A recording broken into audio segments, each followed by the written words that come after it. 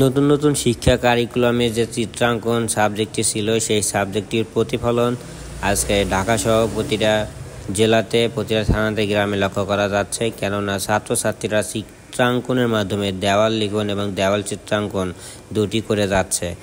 আজকে স্বরাষ্ট্রমন্ত্রীর বাড়ির পাশে এইখানে কিন্তু কিছু শিক্ষার্থী তারা নিজেদের মতো করে সুন্দর সুন্দর চিত্রাঙ্কন করতেছে এবং দেওয়াল লিখন করে যাচ্ছে। ঠিক ব্র্যাক ইউনিভার্সিটির এই পাশে মহাখালী রোডটাতেও কিন্তু একই কাজ করা হচ্ছে। অর্থাৎ তাদের যে চিত্রাঙ্কন সাবজেক্টের শিক্ষা, তারা প্রতিটা পর্যায় থেকে সেই প্রতিবাদের ক্ষেত্রে এইগুলোকে ব্যবহার করা হচ্ছে। ছাত্ররা এমন কোনো কিছু রাখে নাই যেখানে প্রতিবাদ করে যাচ্ছে না, প্রতিনিয়ত তাদের প্রতিবাদ চলমান আছে এবং তাদের এই সংগ্রাম চলবে যতক্ষণ না বাংলার দুর্নীতি দূর হবে।